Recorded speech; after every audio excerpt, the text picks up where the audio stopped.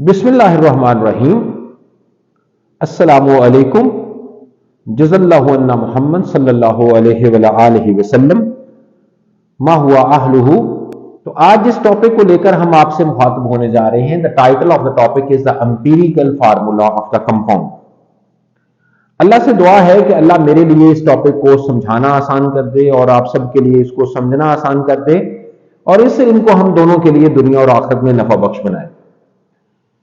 तो बेटे, इस टाइटल को या इस टॉपिक को समझने के लिए आपको कुछ हिस्ट्री में देखना होगा, और आपको एक मैंने स्टोरी सुनानी है, आपको उस स्टोरी से को गौर से सुनना होगा, फिर आप इस टॉपिक को समझ सकते हैं, इसकी रूह को समझ सकते हैं।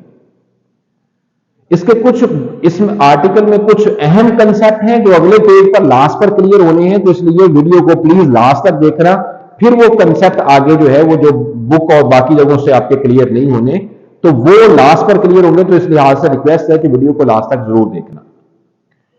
तो वो स्टोरी जो ये है कि बेटे, जब कोई भी कंपाउंड डिस्कवर होता है, जैसे कि हम एग्जांपल के तौर पर बात कर लें कि glucose was a covalent compound, तो जब ये डिस्कवर हुआ था तो फिर सबसे पहले इस कंपाउंड का एनालिसिस करने के बारे में, जिसको हम तज्जिया कहते हैं उर्दू में, तो उसके बारे में ख्याल आया साइंटिस्ट को।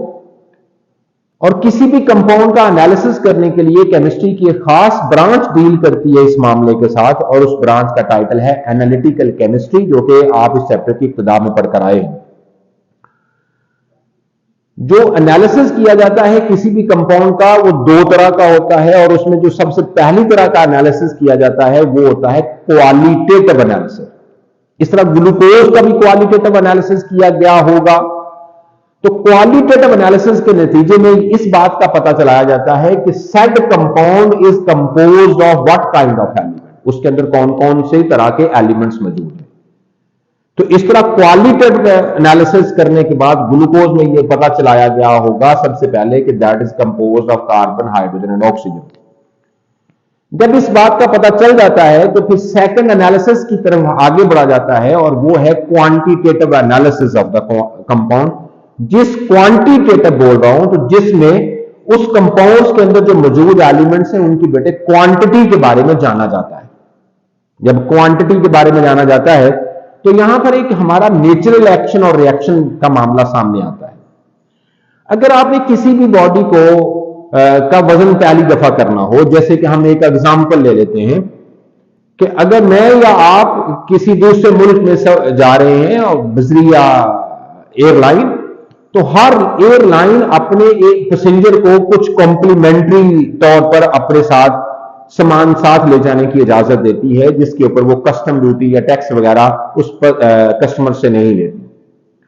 हम एक एग्जांपल ले लेते हैं कि एक एयरलाइन है जो कि 28 केजी जो सामान है वो 7 पैसेंजर को अपने साथ ले जाने की इजाजत देती है।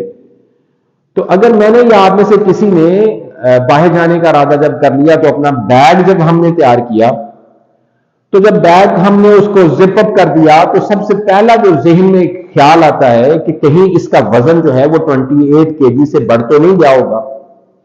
क्योंकि क़यामत ये होती है कि अगर उस वक्त जब हम एयरपोर्ट पर जाते हैं तो वहां पर जब उसका वजन किया जाता है आपके बैग का, सामान का, तो अगर उन्होंने इजाजत दी थी 28 केजी साथ ले जाने की, तो वो 28.5 केजी हो गया, तो फिर सारे बैग के ऊपर कस्टम देना पड़ेगा, जो कि उस सामान से ज्यादा कीमत होगी उसकी। इसलिए हम बहुत एहतियात करते हैं कि जो सेड कॉम्प्लीमेंट्री वेट है उससे ज्यादा सामान साथ ना ले जाया जाए। तो उस एहतियात को मद्देनजर रखते हुए आप भी कभी ख्याल कर ले, तो कोई भी आपका अजीजो अकरबा में ऐसा करता, तो वो जब बैग जिप अप करता तो सबसे पहले बैग को उठाकर उसको हवा में झुलाता है झूला। वो जब उसको झुला रहा होता है तो दर हकीकत वो ये कर रहा होता, जैसे एक टैब को मैं ऐसे कर रहा हूं, तो गोया मैं ये अंदाजा लगा रहा हूं क्या इसका वजन बहुत ज्यादा तो नहीं है। अगर उसको ये कहीं महसूस हो जाए कि इसका वजन बहुत ज्यादा है, इसका बैग बहुत भारी है, तो उसके बाद फिर वो बैलेंस के ऊपर आकर उस बैग का सही क्वांटिटी मालूम की जाती है। अब यहां पर देखो तो दो स्टेप में क्वांटिटी फाइंड आउट करने में आपने अटेम्प्ट ली है। सबसे पहले जब आपने उस बैग को हाथ से पकड़कर झूला चलाया है, तो आपने उस कंपाउंड के अंदर मौजूद एलिमेंट्स की क्या भाई सिंपलेस्ट क्वांटिटी या उस बैग के जो है उस बैग की सिंपलेस्ट क्वांटिटी जानने की कोशिश की है। और जब आपने उसको बैलेंस पर रखा है तो आपने उस बैग की एग्जैक्ट क्वांटिटी जानने की कोशिश की है।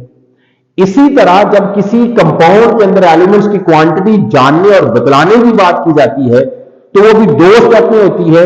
एक फार्मूला वो यूज किया जाता है इस काम के करने के लिए जो उस कंपाउंड्स के अंदर मौजूद एलिमेंट की सिंपलेस्ट और इन होल नंबर, ये दोनों शर्त है, इनकी क्वांटिटी इशारिये में नहीं हो सकती एलिमेंट की। सिंपलेस्ट जब बोल दूंगा तो गोया वो सुपरलेटिव डिग्री है कि उस क्वांटिटी से मजीद सिंप्लीफाई नहीं किया जा सकता। तो ऐसा फार्मूला जो उस कंपाउंड्स के अंदर मौजूद एलिमेंट्स की सिंपलेस्ट क्वांटिटी बताए और होल नंबर में बताए वो उसका कहलाता है एम्पिरिकल फार्मूला। और जब हमने बैलेंस पर रखकर उसका एग्जैक्ट क्वांटिटी जानी थी तो इसी तरह किसी कंपाउंड के अंदर जो मौजूद एलिमेंट्स हैं जो फार्मूला उसकी एग्जैक्ट क्वांटिटी बतलाता है वो उसका कहलाता है मॉलिक्यूलर फार्मूला, जो कि इसके नेक्स्ट वीडियो में हम आपको इंशाल्लाह समझाएंगे। तो अगर ये बात समझ आ गई तो फिर आर्टिकल बहुत सारा आपको समझ आ गया है। लिहाजा एम्पिरिकल फार्मूला कोवेलेंट कंपाउंड का ऐसा फार्मूला होता है जो उसके कंपाउंड्स के अंदर मौजूद एलिमेंट्स की सिंपलेस्ट क्वांटिटी बताता है। जैसे कि ये दो एग्जांपल्स हैं आपके सिलेबस में, ग्लूकोज और सिलिका। सिलिका एक बहुत टफ एग्जांपल है, इसको आसान मत समझिएगा। ग्लूकोज भी एक टफ एग्जांपल है, इसके बारे में आगे एग्जांपल देते हैं। यहां से तो कोई टफ नहीं लगती, लेकिन आगे इसमें खास एक चीज है वो समझाता हूं। तो इनके दरमियान क्वांटिटी की जो सिंपलेस्ट क्वांटिटी थी कार्बन, हाइड्रोजन और ऑक्सीजन, उनकी रेशियो थी 1, 2 और 1, ये देखी गई। और इस तरह इसका एम्पिरिकल फार्मूला बन गया C1H2 और O1। जो सिलिकॉन और ऑक्सीजन की क्वांटिटी देखी गई इन द कंपाउंड सिलिका, जिसको आम अल्फाज में हम रेत भी कहते हैं, तो वो 1:2 में देखी गई। लिहाजा सिलिका का एम्पिरिकल फार्मूला बन गया SiO2।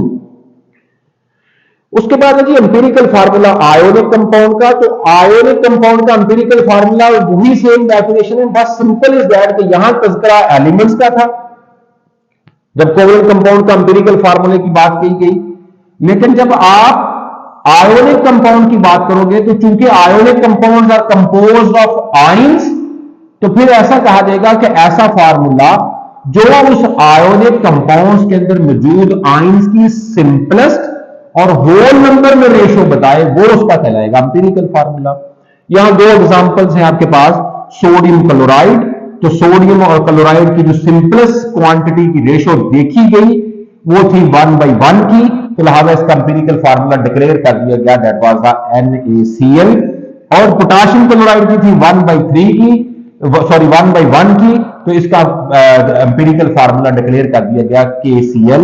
एल्यूमिनियम क्लोराइड एक खास वजह से मैंने लिखा है, वो आगे समझाता हूं। ये कंसेप्ट एक और तरह का क्लियर करने की कोशिश करनी है। तो इसमें एल्यूमिनियम और क्लोराइड की सिंपलेस्ट क्वांटिटी की जो रेशो देखी गई, मालूम की गई, तो वो थी 1/3 की, तो इसलिए इसका एम्पिरिकल फार्मूला था AlCl3 डिक्लेयर हो गया। यहां ये बात नोट कर लें कि जो आयोनिक कंपाउंड्स हैं, क्योंकि किसी भी कंपाउंड को आपने जब एक्सप्रेस करना है, दूसरों के सामने उसकी बात करनी है, तो उसके यूनिट की बेस से, यूनिट की मदद से आपने उसको एक्सप्रेस करना है। किसी भी कोवेलेंट कंपाउंड का जो इंडिपेंडेंट यूनिट होता है उसको मॉलिक्यूलर फार्मूला या मॉलिक्यूल कहते हैं। और जो यूनिट होता है किसका, आयोनिक कंपाउंड का, उस यूनिट को फार्मूला यूनिट कहते हैं। जो कोवेलेंट कंपाउंड का यूनिट है जिसकी मदद से हम उस कोवेलेंट कंपाउंड को एक्सप्रेस करते हैं, उस यूनिट को मॉलिक्यूल कहते हैं, ये जहन में रख लीजिएगा। और जो यूनिट है किसका, आयोनिक कंपाउंड का, उस यूनिट को मॉलिक्यूल नहीं कहा जाता, उस यूनिट को फार्मूला यूनिट कहते हैं।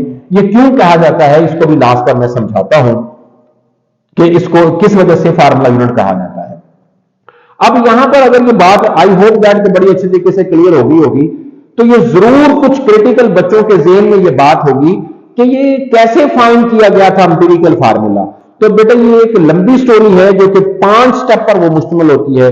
सबसे पहले उस कंपाउंड का हम उसको कहते हैं परसेंटेज, जो है वो कंपोजिशन मालूम की जाती है। परसेंटेज कंपोजिशन के पीछे एक टेस्ट किया जाता है जिसको हम कंबशन एनालिसिस कहते हैं।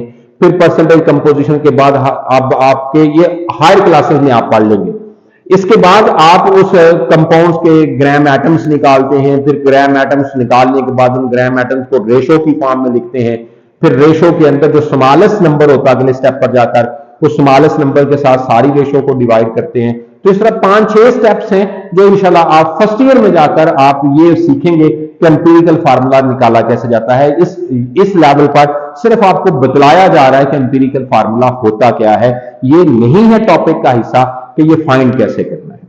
हाँ, मैंने यहां पर ये एक ऐड किया है कि जिससे आपकी कुछ हेल्प हो जाए, क्योंकि हम यहां पर बात सिर्फ उनकी करेंगे जिन कंपाउंड्स को जो कंपाउंड डिस्कवर अब हो चुके हैं। तो उन कंपाउंड्स का एम्पिरिकल फार्मूला निकालने का भी आप इसको तरीका समझ लें या इस प्रूफ भी समझ लें कि वाकई ही यही उनका एम्पिरिकल फार्मूला है। तो इसके लिए मैंने एक एग्जांपल यहां से उठाई है, ग्लूकोज। तो मैंने कहा इसका मॉलिक्यूलर फार्मूला होता है बेटे C6H12 एंड O6। तो इसमें मौजूद जो एलिमेंट्स हैं वो कार्बन, हाइड्रोजन और ऑक्सीजन की एग्जैक्ट क्वांटिटी है 6, 12 और 6 की। जब हम ये जानना चाहते हैं कि इनकी क्वांटिटी के दरमियान सिंपलेस्ट रेशो कैसे निकाली जाए इन एलिमेंट्स के दरमियान, तो उसका एक तरीका ये है, इसको अपने पल्लू से बात मान लीजिएगा कि रेशो जैसे ये 6, 12 और 6 की रेशो थी, तो इस रेशो के अंदर जो स्मॉलेस्ट नंबर होता है, जैसे इस रेशो में स्मॉलेस्ट नंबर क्या है, वो 6 है, तो स्मॉलेस्ट नंबर के साथ पूरी रेशो को डिवाइड कर दिया जाता है। तो जब स्मॉलेस्ट रेशो के ऊपर पूरी रेशो को डिवाइड कर दिया जाए, तो जैसे मैंने यहां पर पूरी रेशो को 6 के ऊपर डिवाइड कर दिया, तो जो नई रेशो आएगी वो इसका आंसर 1, इसका 2 और इसका 1, तो वो जो नई रेशो होगी वो कहलाएगी सिंपलेस्ट रेशो। जैसे ये साबित हो गया, प्रूव हो गया। तो हेंस इसका एम्पिरिकल फार्मूला होगा C1H2 एंड O1। तो आप इसको बेशक इस तरीके से किसी भी जिसके कंपाउंड का मॉलिक्यूलर फार्मूला आप जानते हैं, तो आप इस तरह उसका एम्पिरिकल फार्मूला निकाल भी सकते हैं। और मैंने यहां पर निकालने का भी तरीका बता दिया और ये प्रूफ भी कर दिया कि आप अगर साबित करना चाहें कि वाकई सिंपलेस्ट रेशो ये है, तो अगर आपको उस कंपाउंड का मॉलिक्यूलर फार्मूला पता है तो आप उसको प्रूव भी कर सकते हैं। यहां पर मैंने कहा है कि ये बहुत मुश्किल बात लिख दी गई है, क्योंकि इसमें आगे चलकर ऑब्जेक्टिव में ये बात पूछी जा सकती है। तो मैंने इसलिए कहा कुछ कंपाउंड्स, जैसे मैंने कंपाउंड्स की क्लासिफिकेशन पीछे पढ़ाकर आया हूं कि कंपाउंड कोवलेंट भी होते हैं और आयोनिक भी होते हैं। तो इसके साथ कुछ ऐसे भी होते हैं जो पॉलीमर्स होते हैं। पॉली दो लफ्जों का सम है, एक पॉली है, एक मर है। पॉली का मैनी होता है, मर का मीन यूनिट होता है। तो ये पॉलीमर ऐसे को कहते हैं जिसमें number of many small unit जुड़कर तो बड़ा यूनिट बनाए, तो इसको पॉलीमर कहते हैं। जैसे ये दीवार हमारे सामने है, तो ये पॉलीमर है ब्रिक पीसेस का। तो जो सिलिका है ये एक ऐसा कंपाउंड है जो पॉलीमर है। ये इसका स्ट्रक्चर भी देख ले, तो सिलिकॉन की वैलेंसी पढ़कर आए हैं हम। उसका कंसेप्ट तो कार्बन की तरह सिलिकॉन की वैलेंसी मेरा बेटा 4 होती है। तो हर सिलिकॉन के साथ 4 जो है वो ऑक्सीजन जुड़े होते हैं, और इस ऑक्सीजन की वैलेंसी कितनी होती है 2। तो ये जैसे इस ऑक्सीजन को फोकस कर लो, तो इस ऑक्सीजन के साथ आगे सिलिकॉन जुड़ा हुआ होता है। तो आप इस ऑक्सीजन को देखो, तो इसने एक बॉन्ड इस सिलिकॉन के साथ बनाया, एक इसके साथ सिलिकॉन के साथ बनाया, आगे फिर ये सिलिकॉन 4 ऑक्सीजन के साथ जुड़ा होता है, आगे फिर ये ऑक्सीजन फर्दर सिलिकॉन के साथ जुड़ा होता है। ये नीचे जो वेकेंट वैलेंसी दिखाई है, इसका मतलब है कि यहां पर भी फर्दर सिलिकॉन जो है वो अटैच होंगे। ये मतलब है इसके कहने का। तो ये फिर पॉलीमर हुआ किसका, सिलिकॉन और ऑक्सीजन का। तो जो पॉलीमर्स होते हैं उसका एम्पिरिकल फार्मूला, ये आपके सिलेबस का हिस्सा नहीं, सिर्फ समझ लें जितनी भी समझ आ रही। तो हमने यहां पर सिलिकॉन और ऑक्सीजन के अटैच होने की रेशो देखी है। आप इसको फोकस करें तो आप इसको देखेंगे कि हर सिलिकॉन कितने ऑक्सीजन के साथ अटैच है, काउंट कर लें डायरेक्टली। तो हर सिलिकॉन 4 ऑक्सीजन के साथ अटैच है। आप यहां से वेरीफाई कर लें, आप बेशक यहां से वेरीफाई कर लें, ये सिलिकॉन भी 4 ऑक्सीजन के साथ अटैच है। और हर ऑक्सीजन कितने सिलिकॉन के साथ अटैच है, आप यहां से देख लें, तो ये ऑक्सीजन एक इस सिलिकॉन के साथ अटैच है, एक इस सिलिकॉन के साथ अटैच है। तो गोया कि ये है जी म्यूचुअल रेशो ऑफ अटैचमेंट। तो रेशो आएगी इनके दरमियान 2/4 की। अगर इसको सिंपलेस्ट हासिल करना है तो रेशो में स्मॉलेस्ट नंबर 2 है, तो 2 के ऊपर आप सारी रेशो को डिवाइड कर देंगे, तो सिंपलेस्ट यू गेट क्या भी 1:2।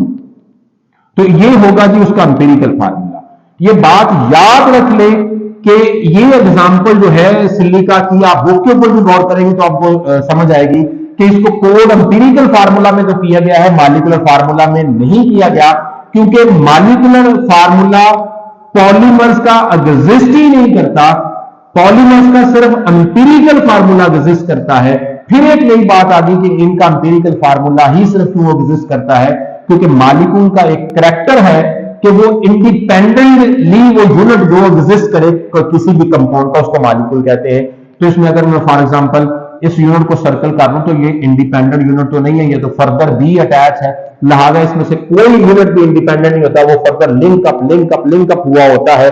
तो इस लिहाज से इसके यूनिट को मॉलिक्यूल नहीं कहते, तो इस लिहाज से इसका मॉलिक्यूलर फार्मूला भी नहीं एग्जिस्ट करता, इसका सिर्फ एम्पिरिकल फार्मूला एग्जिस्ट करता है। जो एम्पिरिकल फार्मूला हमने बात कही है किसका भाई, आयोनिक कंपाउंड का, तो यहां दो चीजें समझाने की जरूरत थी कि इनके यूनिट को क्या भाई, ये पहले भी वैसे बात हो चुकी है, मैंने अब भागे भागे इसको मैं बता देता हूं। तो इसके यूनिट्स को क्या कहते हैं, इसके यूनिट्स को कहते हैं फार्मूला यूनिट, क्योंकि इनका स्ट्रक्चर 3 डायमेंशनल होता है। जब 3 डायमेंशनल स्ट्रक्चर होता है तो बेटे आप फॉर एग्जांपल NaCl का स्ट्रक्चर लिखा है, तो आप यहां ये देख लें कि ये NaCl इंडिपेंडेंट नहीं है, ये फर्दर आयंस के साथ भी अटैच है। तो इस लिहाज से उस यूनिट को मॉलिक्यूल कहा जा सकता है जो इंडिपेंडेंटली एग्जिस्ट कर सके। अगर कोई यूनिट ऐसा है जो इंडिपेंडेंटली एग्जिस्ट ना करता, वो फर्दर आयंस के साथ भी अटैच हो, जो कि होता है आयोनिक कंपाउंड में, एक ion number of alternative ion के साथ अटैच होता है, तो इसलिए उसके यूनिट्स को मॉलिक्यूल नहीं कहा जाता, उसके यूनिट्स को फार्मूला यूनिट कहा जाता है। यहां लास्ट बात यह है कि फार्मूला यूनिट्स लिखने का फार्मूला क्या है, मेथड क्या है, तो ये मेथड है कि ओवरऑल चार्ज, जो नेट चार्ज होगा उस यूनिट के ऊपर वो 0 होना चाहिए। जैसे NaCl की बात करो तो एक Na पॉजिटिव और एक Cl नेगेटिव, तो एक पॉजिटिव एक नेगेटिव को कैंसिल कर देगा, तो इसके ऊपर नेट चार्ज 0 आ जाएगा। जैसे कि आपसे मैंने बात की थी एल्यूमिनियम क्या भी क्लोराइड की, तो एल्यूमिनियम के ऊपर चार्ज ट्राई पॉजिटिव होता है, इसके बारे में बड़ी डिटेल से 2 आर्टिकल में बात कर चुके हैं। और क्लोराइड के ऊपर चार्ज क्या होता है, बोलो भाई, एक सिंगल नेगेटिव होता है। लिहाजा इसको 0 करने के लिए कितने क्लोराइड होने चाहिए, 3 नेगेटिव या 3 क्लोराइड होने चाहिए, तो फिर ये आकर न्यूट्रल होगा। तो इस लिहाज से इसका यूनिट जो लिखा जाता है, जिसको फार्मूला यूनिट कहते हैं, इसको AlCl3 की फॉर्म में लिखा जाता है। That's all about. I hope that आपने इसको आसानी से समझ लिया होगा। मैंने भरपूर कोशिश की है कि आपका बहुत अच्छा विजन क्लियर हो जाए। अल्लाह आप पर आपका हामी नासिर हो और आपके लिए इस इल्म को आसान कर दे। अल्लाह हाफिज। Take care of yourself.